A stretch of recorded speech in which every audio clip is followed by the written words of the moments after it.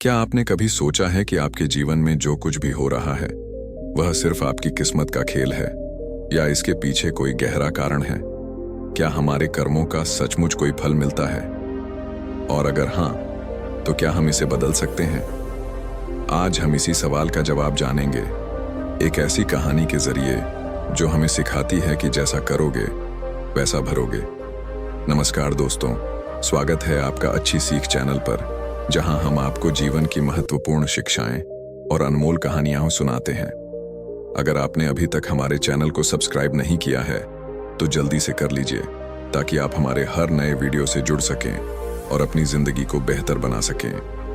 तो चलिए अब सुनते हैं एक ऐसी कहानी जो एक साधु ने अपने शिष्यों को दी थी। यह कहानी हमें यह समझाएगी कि हमारे कर्मों का फल हमें कैसे मिलता है और हम इसे अपनी मेहनत और सही मार्ग पर चलकर बदल सकते हैं। एक प्रसिद्ध साधु जो अपनी गहरी विद्या और तात्विक ज्ञान के लिए जाने जाते थे, हरिद्वार गांव में अपने शिष्यों को प्रवचन दे रहे थे। यह गांव हरे भरे बाग बगीचों और शांत वातावरण के लिए प्रसिद्ध था, और यहाँ के लोग साधु जी की बातें बड़े ध्यान से सुनते थे। साधु का आश्रम गांव के बाहरी छोर पर एक पहाड़ी की ढलान पर स्थित था, जहां से गांव और नदियों का सुंदर दृश्य दिखाई देता था। साधु जी के पास कई शिष्य थे जो ज्ञान की तलाश में वहां आए थे। एक दिन शिष्यों में से एक ने पूछा, गुरुदेव, क्या सच में हमारे कर्मों का फल मिलता है? क्या हमारे अच्छे और बुरे कर्मों का कोई परिणाम होता है? साधु जी ने एक गहरी सांस ली और मुस्कुराते हुए उत्तर दिया, यह सवाल बहुत महत्वपूर्ण है मेरे शिष्य। हर कर्म का अपना फल होता है, और मैं तुम्हें इस सत्य को समझाने के लिए एक कहानी सुनाता हूं। साधु जी ने अपने शिष्यों को ध्यान से सुनने को कहा और फिर कहानी की शुरुआत की। रमेश एक गरीब किसान था जो अपने छोटे से गांव में अपनी पत्नी कमला और दो छोटे बच्चों अरुण और शीतल के साथ रहता था। उसका जीवन कठिन था, लेकिन वह हमेशा ईमानदारी से अपना काम करता था। वह प्रतिदिन सुबह जल्दी उठकर खेतों में काम करता, अपनी फसल उगाता और कभी शिकायत नहीं करता।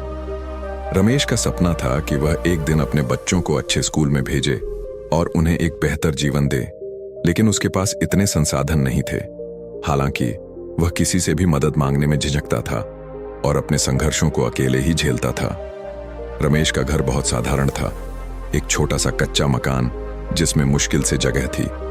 घर की दीवारों से रोटियों की खुशबू आती और बाग में उगाए गए फलों की गंध फैलती, लेकिन उनके पास आराम और विलासिता की कोई कमी नहीं थी। कमला हमेशा उसे समझाती, हमें भगवान का धन्यवाद करना चाहिए, हम स्वस्थ हैं, हमारे पास काम है, बाकी सब बस समय की बात है। लेकिन कभी कभी रमेश सोचता था कि अगर उसके पास थोड़ा और पैसा होता तो वह अपने परिवार को एक बेहतर जीवन दे सकता। उसकी ये ख्वाहिश कभी पूरी नहीं हो पाई, क्योंकि जिस तरह की स्थिति थी वह अपनी मेहनत से बस दिन प्रतिदिन की जरूरतें ही पूरी कर पाता था। रमेश का पड़ोसी हरीश था, जो बहुत ही अमीर और घमंडी व्यक्ति था। हरीश का जीवन पूरी तरह से विपरीत था। उसके पास बड़ी हवेली, भव्य गाड़ी और हर सुख सुविधा थी, जिसे वह समय समय पर दिखाने के लिए दिखावा करता था। वह हमेशा रमेश का मजाक उड़ाता और उसे यह महसूस कराता कि वह एक मामूली किसान है, जबकि वह स्वयं एक समृद्ध आदमी है। हरीश का स्वभाव बहुत ही लालची था। उसे यह पसंद नहीं आता था कि उसके जैसे अमीर लोग किसी गरीब किसान से मेल जोल करें। हरीश रमेश की ईमानदारी का हमेशा मजाक उड़ाता और उसे यह ताना मारता, तुम तो इतने सीधे हो कि तुम्हारे जैसे लोग कभी अमीर नहीं बन सकते। तुम जितनी मेहनत करोगे उतना ही तुम्हारा भाग्य तुम्हें धोखा देगा। देखो, मैं तो रातों रात अपनी संपत्ति बढ़ा सकता हूं, क्योंकि मुझे पैसे कमाने का असली तरीका पता है। रमेश को उसकी बातों से कभी गहरी चोट नहीं लगी, क्योंकि वह जानता था कि धन से बढ़कर कुछ नहीं होता। लेकिन हरीश की ये बातें उसे परेशान कर देती थीं। समय के साथ हरीश की हरकतें और बढ़ने लगीं। वह रमेश की जमीन को हथियाने की योजना बनाने लगा। हरीश ने देखा कि रमेश के पास थोड़ा बहुत जमीन था, और वह जानता था कि अगर उसे वह जमीन मिल जाए तो उसका कारोबार और भी बढ़ जाएगा। वह रमेश की परेशानियों का फायदा उठाने की सोचने लगा। एक दिन हरीश ने रमेश को बुलाया और कहा, रमेश, तुम जानते हो ना कि तुम्हारे पास जो थोड़ी सी जमीन है वह मेरे लिए बहुत लाभकारी हो सकती है। तुम्हारे पास तो इतने पैसे नहीं हैं कि तुम इसे ठीक से चला सको। मैं तुम्हारे साथ मिलकर इस जमीन पर खेती करने का प्रस्ताव देता हूं। हम दोनों मिलकर अच्छा मुनाफा कमा सकते हैं। रमेश को यह प्रस्ताव सुनकर आश्चर्य हुआ। वह जानता था कि हरीश की योजनाएं कभी भी ईमानदारी से नहीं होती, लेकिन फिर भी उसने सोचा कि शायद उसे गलत समझा जा रहा है। रमेश ने फिर भी विनम्रता से कहा, मैंने सोचा था कि मेरी मेहनत से ही मैं अपने बच्चों का भविष्य सुधारूंगा, लेकिन अगर तुम सच में मदद करना चाहते हो तो मैं विचार करूंगा। हरीश ने यह सुनकर रमेश को और ज्यादा उकसाने का मौका देखा। उसने रमेश को लगातार यह समझाया कि उसकी जमीन सिर्फ एक बोझ बन चुकी है और अगर वह इसे छोड़ दे तो उसके पास न केवल पैसे आएंगे बल्कि भविष्य में किसी भी मुश्किल से बचने का रास्ता भी मिल जाएगा। कुछ दिनों बाद हरीश ने रमेश को एक दस्तावेज दिखाया जिसमें लिखा था कि अगर रमेश अपनी जमीन को बेचता है तो वह उसे बहुत अच्छा मुनाफा देगा। रमेश ने थोड़ी देर के लिए सोचा, लेकिन उसके मन में शंका थी। फिर भी हरीश की बातें इतनी चतुराई से की गई थीं कि वह अंततः मान गया और दस्तावेज पर हस्ताक्षर कर दिए। रमेश का विश्वास उसे भारी पड़ा। वह नहीं जानता था कि यह उसका सबसे बड़ा धोखा था। हरीश ने उसकी जमीन को हथिया लिया और रमेश की मेहनत और ईमानदारी का कोई मूल्य नहीं रहा। इसके बाद हरीश ने रमेश को और परेशान करना शुरू किया। वह उसे यह एहसास कराता कि उसके पास सब कुछ है, जबकि रमेश के पास कुछ भी नहीं बचा। रमेश का दिल टूट चुका था, लेकिन उसने हार मानने का नाम नहीं लिया। अब रमेश के पास कोई रास्ता नहीं था।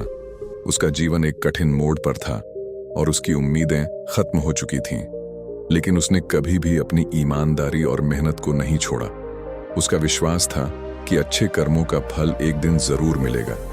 यह कहानी यहां तक पहुंचते हुए हम यह देख सकते हैं कि हरीश का लालच और रमेश की मेहनत के बीच का अंतर एक दिन बड़ा परिणाम देने वाला था। लेकिन उस समय तक रमेश की जिंदगी के कई हिस्से बदल चुके थे।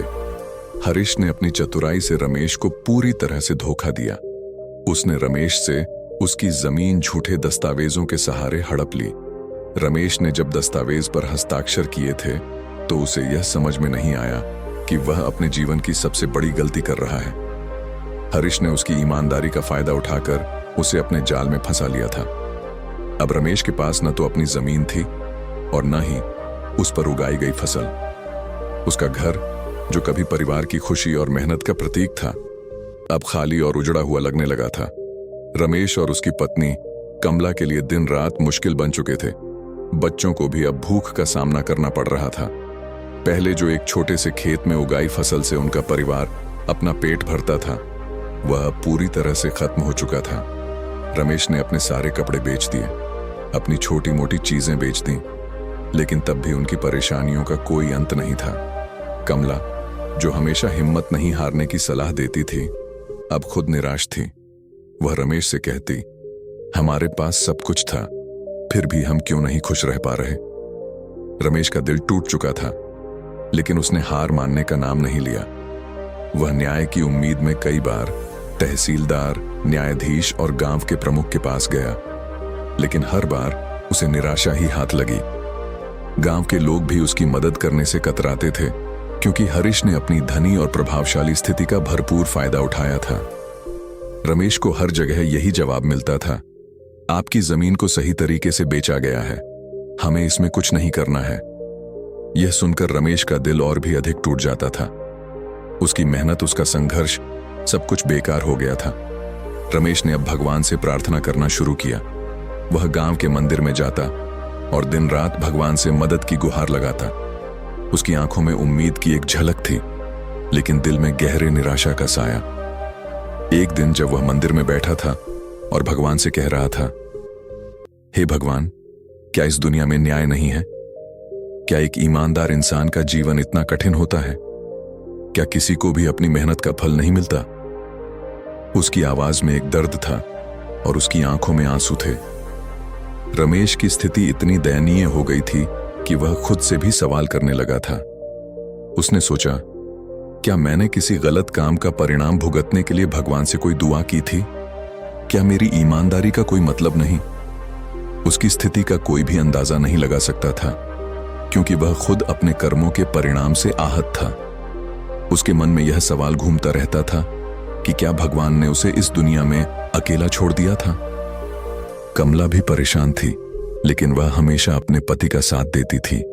वह रमेश को समझाती, हमने जीवन में जो भी किया वह ईमानदारी से किया और हमें विश्वास रखना चाहिए कि भगवान ने हमें अकेला नहीं छोड़ा। लेकिन रमेश के दिल में विश्वास धीरे धीरे खत्म हो रहा था।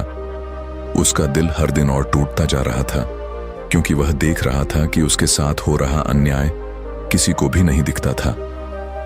रमेश के जीवन में जो कुछ हो रहा था वह अब केवल एक संघर्ष बन चुका था। उसे अब अपनी मेहनत का फल नहीं मिलता और न्याय का कोई रास्ता उसे दिखाई नहीं दे रहा था। उसकी उम्मीदें पूरी तरह से टूट चुकी थीं और वह समझ नहीं पा रहा था कि आगे क्या करना चाहिए।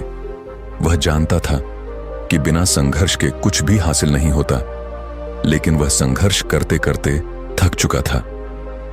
हरीश ने जब रमेश से उसकी जमीन छीनी थी तो उसे लगा था कि वह हमेशा के लिए अपने पैसे और प्रभाव से खुश रहेगा। उसने सोचा था कि उसके लिए दुनिया सिर्फ लाभ और फायदे का एक खेल है और इस खेल में किसी भी कीमत पर जीतने का उसे पूरा अधिकार है। लेकिन समय ने उसकी सोच को पूरी तरह से बदल दिया। शुरुआत में हरीश का व्यापार लगातार बढ़ता गया। उसकी दुकान में ग्राहकों की भीड़ लगी रहती और उसकी फसलें भी बहुत अच्छी होती। उसे यह सब देखकर ऐसा लगता था कि वह सही था। कभी अपनी जीत पर गर्व करता तो कभी दूसरों को नीचा दिखाता। लेकिन धीरे धीरे उसके जीवन में कुछ ऐसा घटित होने लगा जो उसने कभी सोचा भी नहीं था। पहली बार हरीश की फसलें खराब होने लगीं। जिस तरह से उसने अपनी जमीन पर निवेश किया था वैसे ही उसे नफे की उम्मीद थी, लेकिन फसल में खराबी आ गई। उसकी मक्की, गेहूं और चावल की खेती बुरी तरह से प्रभावित हुई। उसे समझ में नहीं आया कि अचानक ऐसा क्या हुआ कि उसकी मेहनत का फल बर्बाद हो गया। उसने कई बार खेतों का निरीक्षण किया, लेकिन कहीं कोई कारण समझ में नहीं आया। यह उसके लिए एक बड़ा झटका था, क्योंकि वह हमेशा मानता था कि पैसे और प्रयास से किसी भी समस्या का हल निकाला जा सकता है। इसके बाद हरीश के व्यापार में भी घाटा आने लगा। वह जिस तरह से लोगों को अपना मजाक उड़ाता था और उन्हें परेशान करता था, अब वह वही हालात खुद महसूस कर रहा था। ग्राहक उसके पास आना बंद हो गए थे और जिनका वह विश्वास जीतने की कोशिश करता था उन्होंने उससे दूरी बना ली थी। वह परेशान था, लेकिन समझ नहीं पा रहा था कि यह सब क्यों हो रहा है। उसे ऐसा लगने लगा जैसे उसके बुरे कर्मों का असर उसे मिल रहा हो, लेकिन उसने इसे सिर्फ संयोग मान लिया। समय के साथ हरीश की समस्याएं और बढ़ने लगीं। घर में भी कलह का माहौल था। उसकी पत्नी सीमा उससे नाखुश रहने लगी थी। वह हमेशा उसे समझाती कि उसका घमंड और लालच उनके परिवार के लिए नुकसानदायक हो सकता है, लेकिन हरीश पर इसका कोई असर नहीं होता था। वह अपने काम में ही व्यस्त रहता था और सीमा की बातों को नजरअंदाज कर देता था। घर में लगातार लड़ाई झगड़े होने लगे और सीमा ने अंत में उसे अल्टीमेटम दे दिया कि अगर वह अपनी आदतों को नहीं बदलेगा तो वह उसे छोड़ देगी। एक दिन अचानक हरीश बीमार पड़ गया। उसकी तबीयत इतनी खराब हो गई कि वह बिस्तर से भी उठ नहीं पा रहा था। उसने पहले कभी सोचा भी नहीं था कि उसे कभी इतना कमजोर और बीमार होना पड़ेगा। डॉक्टरों ने उसे आराम करने की सलाह दी, लेकिन उसकी हालत सुधरने का नाम नहीं ले रही थी। वह बिल्कुल टूट चुका था और अब उसे यह एहसास होने लगा था कि उसके बुरे कर्मों का परिणाम उसे मिल रहा था। जब उसकी स्थिति और बिगड़ी तो वह अपने जीवन के बारे में सोचने लगा। वह अक्सर रमेश को याद करता था और उस दिन को भी याद करता था जब उसने रमेश से उसकी जमीन छीनी थी। उसे यह समझ में आया कि वह जो कुछ भी कर रहा था वह ठीक नहीं था। उसकी सफलता और खुशियां तो सिर्फ क्षणिक थीं, लेकिन उसके कर्मों के कारण उसे अब दुख और निराशा का सामना करना पड़ रहा था। एक दिन जब हरीश की हालत में थोड़ा सुधार हुआ, उसने तय किया कि वह रमेश से मिलकर माफी मांगेगा। उसे एहसास हो गया था कि वह अब भी किसी तरह अपने बुरे कर्मों से मुक्ति पा सकता था। वह रमेश के पास गया और उससे कहा, रमेश, मैं जानता हूं कि मैंने तुम्हारे साथ बहुत बुरा किया। मैंने तुम्हारी मेहनत को बेकार किया और तुम्हारी जमीन छीन ली। मुझे खेद है, मेरी हालत अब इस स्थिति तक पहुंच गई है। और मुझे एहसास हो गया है कि बुरे कर्मों का फल बुरा ही होता है। रमेश को हरीश का यह पछतावा सुनकर थोड़ी राहत मिली। वह जानता था कि हरीश ने जो कुछ किया वह गलत था, लेकिन अब उसका पछतावा उसे इंसानियत की ओर लौटने की दिशा दिखा रहा था। रमेश ने शांत स्वर में कहा, हरीश, तुम्हें अपनी गलती का एहसास हुआ है, यह अच्छी बात है। जो हुआ वह अब बदल नहीं सकता, लेकिन तुम जो आगे करोगे वही मायने रखता है। भगवान से प्रार्थना करो और अपने कर्मों को सुधारने की कोशिश करो। हरीश ने रमेश से माफी मांगी और मन ही मन तय किया कि वह अपनी जिंदगी में बदलाव लाएगा। वह जानता था कि उसकी सच्ची राह अब शुरू हो चुकी थी। वह अपनी गलतियों से सीख चुका था और अब उसे खुद को सुधारने का समय था। हरीश के पापों का फल उसे मिल चुका था, लेकिन अब भगवान की कृपा से रमेश की जिंदगी में सुधार आना शुरू हुआ। एक दिन रमेश को एक संदेश मिला कि उसकी जमीन वापस कर दी गई है। यह समाचार सुनकर उसका दिल खुशी से भर गया।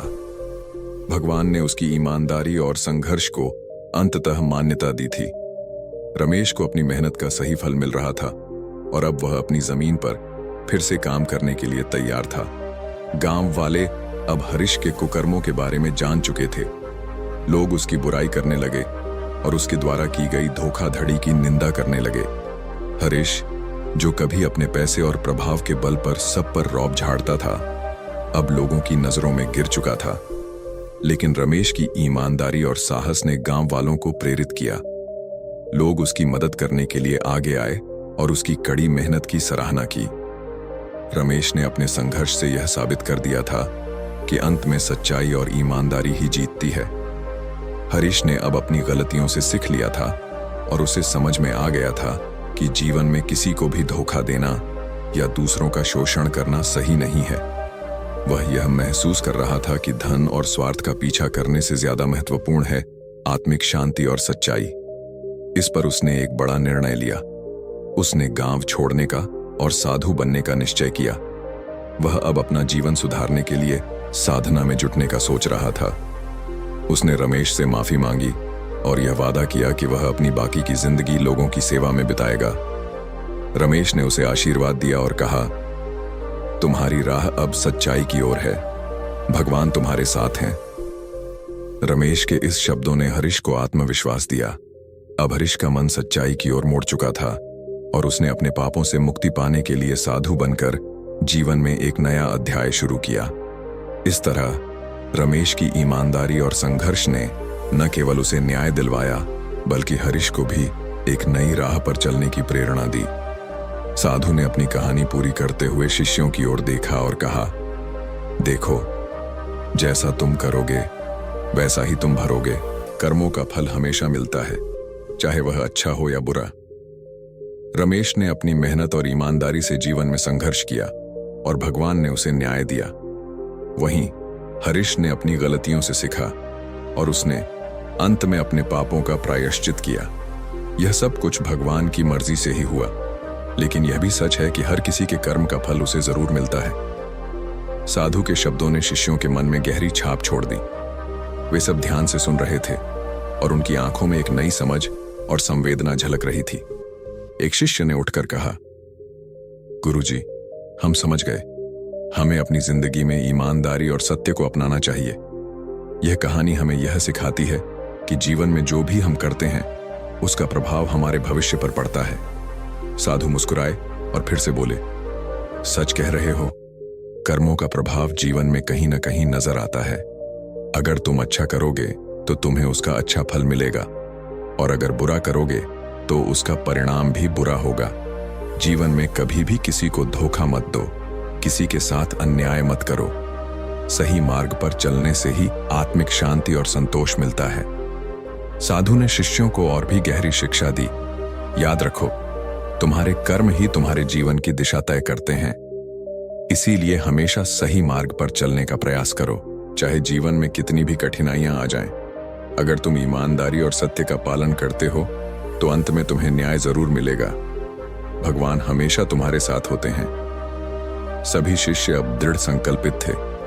उन्होंने मन ही मन प्रण लिया कि वे अपने जीवन में इस शिक्षा को पूरी तरह से अपनाएंगे। वे यह समझ चुके थे कि जीवन में हर कर्म का प्रभाव होता है और उन्हें हमेशा अच्छे कर्मों का चुनाव करना चाहिए।